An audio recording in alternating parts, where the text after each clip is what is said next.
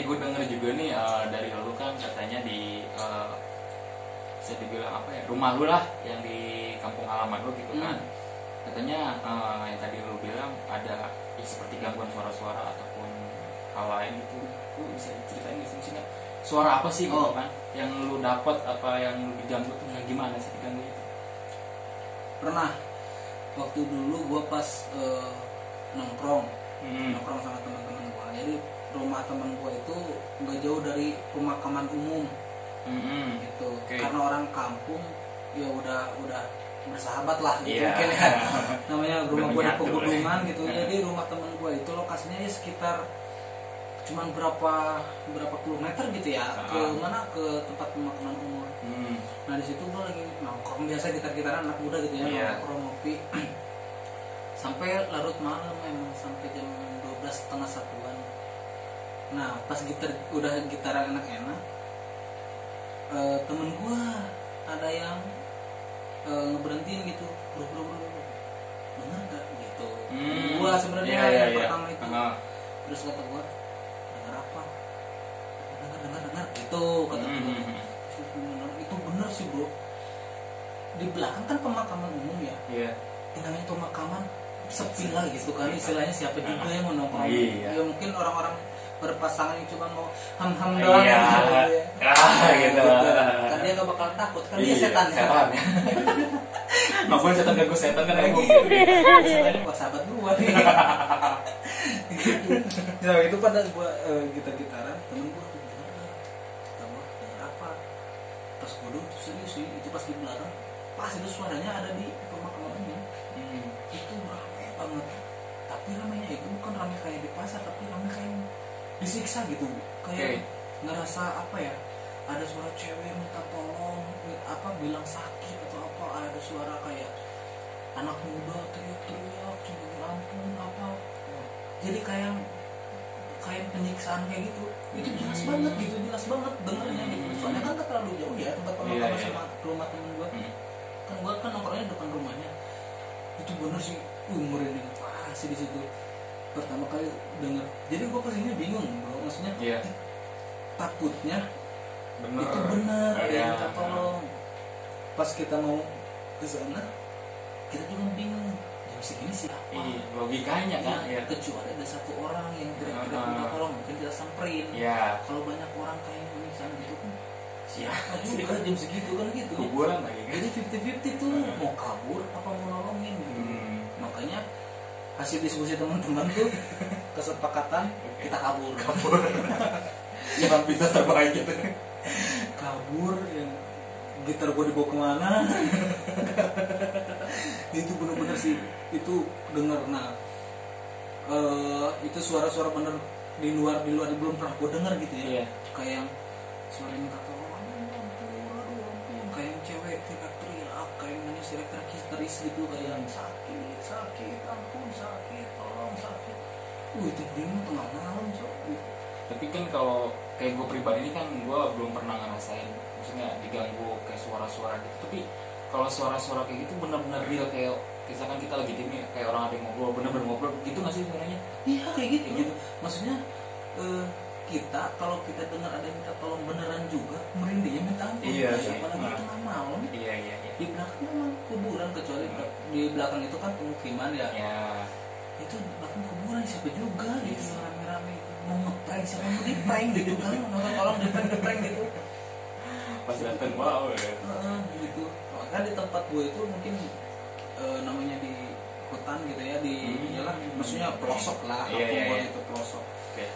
Nah selain itu juga ada tuh yang ada lagi bro. Ada. Gue sering nih bro, ini banyak nih pengalaman. Ini khusus di channel ini nih gue sumpahin kisah mistis gue gitu. Kalau di yang lain sih gue enggak gitu.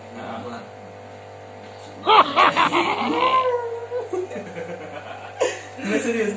Nah waktu itu jadi di kampung gue itu ada yang lebih menonjol, lokasi yang tanda kutip itu mistis kata orang-orang gitu ya. Pertama pemakaman umum itu namanya Cak Makam, nanti gue kasih deh fotonya gitu. Boleh. Cak Makam itu, jadi kenapa Cak Makam itu singkatan sebenarnya. Cak Makam itu jadi Cak itu sebenarnya puncak. makam itu kan pemakaman, jadi puncak makam sebetulnya. Jadi karena orang kampung nggak mau ribet, jadi simpel gitu ya. Kan kalau ini kan ribet juga, wilayah mana puncak makam mau ribet gitu. Panjangan gitu ya, jadi cak makam. Ya. Nah udah dari situ itu jadi satu gunung gitu, bukit itu pemakaman semua. Pemakaman semua dari zaman pemakaman apa pejuang atau apa ya, dari zaman penjajahan Belanda mungkin ada gitu ya kuburan di situ. Berarti kalau lama udah tua banget gitu di situ. Nah dulu gua menongkrong ceritanya, menongkrong ke rumah temen gua, udah agak malam kan, namanya anak muda kan biasanya anak nongkrong itu udah bawa motor sendiri lewat situ, lewat cak makam. Sebenarnya udah nggak ada yang berani lewat situ walaupun pribumi. Malam-malam iya, ada ojek juga yang suka lewat situ jam 5 udah nggak ngojek dia. Gitu. Udah dia udah nggak mau karena emang ngeri banget tempatnya. Memang apa ya hawanya gitu, auranya. Karena gua bandel gitu ya, daripada kita lewat jalan satu lagi 3 kali lipat, malas gitu. Ya udahlah kita cari yang praktis, singkat aja gitu. Gua lewat situ. Nah, gua kan pakai headset, gua ciri khasnya gitu. Kalau mau naik motor itu pasti pakai headset gitu. Sebenarnya bukan buat gaya, tapi buat menghindari suara kayak gitu. Buat lebih pede aja. Pakai helm. Nah pas gua ngelewatin cak makam itu, pemakaman itu, si headset gua itu tiba-tiba mati bro. Iya, tiba-tiba mati si headsetnya. Pas mati, gua feeling gua bukan hal-hal negatif atau hal mistis ya. Gua mikirnya lebih ke headset gua rusak nih gitu. Apa handphone gue yang mati musiknya, gue cek handphone gue masih jalan musiknya, berarti headset gue yang mati. Masalah ya. Nah gue kan buka helm, gue cabut headset, gue cabut colokin lagi, gue pakai lagi, udah mulai ada suara tuh kresek. Wah feeling gue bener nih headset gue mati. Gak lama pas kresek bunyi tiba-tiba gue ngelewatin pemakaman itu. Gue buka headset, gue cek, gue cabut, gue colokin lagi. Muncul tuh suara kresek. Pas gitu ada suara langsung di headset gue. Gue kan bingung, suara apa ya? Berhenti tuh. Terus ada suara nyali rawa ya. Itu suaranya nenek-nenek udah tua serak. Gila, bener-bener cok. Lu pakai headset gitu? Pakai headset, ini suara itu ada di headset. Wah gokil. Suaranya kayak serak. Nyali rawai. Wah langsung cabut kan. Itu posisi pasti lu mau OTW ke tongkrongan itu? Iya. Gue bingung mau balik lagi udah. Di setengah jalan. Berangkat jauh, pulang juga lumayan gitu, makanya. Terus pernah juga gue tuh ngerasain hal apa ya, nalar juga. Lokasinya masih di situ pemakaman di cak makam itu. Tapi terkenal banget sih. Kenal. Dan tuh cak makam gue jelasin lagi ya, cak makam itu nggak ada pemukiman di situ. Mau satu bukit tuh makam aja semua. Makam aja semua. Khusus gitu ya. Iya di situ. Makanya udah jarang lah kalau malam ada yang lewat situ. Iya sih. Nah pengalaman yang kedua di situ pas sekarang pulang, tadi kan berangkat nih, pas pulang itu udah apa ya, udah lewat beberapa bulan yang lalu atau beberapa tahun kali ya, baru diganggu lagi. Sebenarnya nggak diganggu sih di situ, kalau pribumi pasti gitu doang. Nah pas gua pulang nongkrong daerah William yang setengah satu, makanya kalau temen gua nongkrong gua balik, doi nginep lah gitu, jangan balik gitu. Gue ngeri gitu ngelewatin jalur lu pulang. Nah gue kalau ngeri anterin lah gitu. Iya, dikit lah gitu. Terus kata dia, oh ya udahlah sendiri aja lah. Terus kata gue, ya udah gue pulang, setengah satuan gue pulang. Pas dilihat ngelewatin cak makam itu, gue kan bawa motor sendiri ya. Nah di situ gue ngerasain ada yang megang paha gue. Gue bawa motor ada yang pengen megang paha gue, itu gue udah feeling udah gak enak gitu. Sendiri bonceng angin ya kan, maksudnya tangan gue pegang stang gitu. Logikanya ya, kata gue yang megang paha gue siapa gitu. Terus kan kondisinya malam kan di situ kan emang udah gak ada lampu kan, banyak hutan. Terus pas megang langsung ngeremes gitu, langsung ngeremes. Gue otomatis respon langsung gue gitu. Dan gue pas ngerasa itu jari. Ya, jadi orang aja gitu. Kayak dari orang cuma gede gitu. Terus pas gue tepak itu, gue ngerasa itu jari kayak banyak jari-jari gitu. Gue tepak, gue langsung tepak itu. Terus kondisi tangannya itu kayak keriput gitu bro. Kayak udah tua gitu, keriput gitu. Pas gue gini gitu.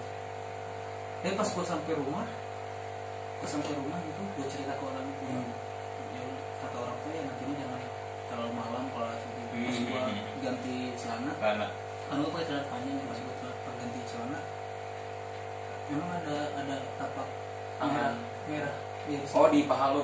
Cuman nggak tangan sih, jadi kayak merah gue diemin aja. Mungkin ini gara-gara gue tepak gitu merahnya gitu, gue kekencangan gitu.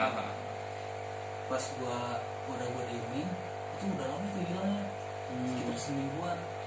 Makin lama bukan tambah ini, maka tambah biru gitu, kayak apa sih, getih kayak getih beku gitu. Di paha gue itu jadi kayak habis ditonjokin gitu. Kayak jadi bagi yang nggak tahu getih itu darah ya, darah. Oh iya gitu, getih ngemuk. Jadi ada sunda-sundanya dikit. Gitu. Soalnya kan gue negaranya di Indonesia ya. Iya. Masih budaya gue kan Sunda. Oke. Sama juga Sunda. Gue celana itu merah, terus selama beberapa hari ke depan jadi berubah jadi kayak kebiruan gitu, kayak darah beku gitu. Darah beku itu seminggu baru hilang. Situ pas menurut ya logikanya ditepak begitu doang kan nggak bisa mungkin langsung biru kayak gitu kan. tapi pas gue tepak kan jari bro, mungkin dari efek yang jari real gitu. Iya. Tapi ketika ada yang megang ini lu tuh paha lu ngerasa ada yang berat nggak sih di motor lu gitu? Enggak, gue nggak berani gue nengok ke kaca spion. Iya. Kalau spion lu standby berarti kan? Standby. Gue nggak berani lihat spion gitu. Biasanya kalau gue lewat situ sekarang, kalau gue bawa metik gitu ke situ, gue duduk langsung ke belakang. Biar nggak ada lapak buat dia. Biar nggak ada lapak buat dia. Paling dia kalau nyari lapak di depan. Kayak anak kecil. Lebih horor berarti cuy. Di belakang kaki di depan langsung papasan muka, face to face lah gokil. Jadi sih itu benar-benar jari. Tapi jadinya gede gitu. Pas gue tepak juga gue nggak kayak nggak seukuran tangan gue. Itu gede. Udah selayaknya tangan normal lah gitu ya. Gede banget, terus keriput si namanya. Mungkin kalau zaman sekarang ya musim TikTok ya, pas gue tepak ini. Dia pengen kayak gitu kayaknya bro. Gue tepak tangannya segini.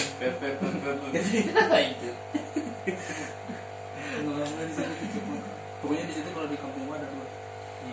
Kata orang-orang yang mistisnya kuat itu kayak bisa makan sama jembatan tuh. Nah yang di jembatan.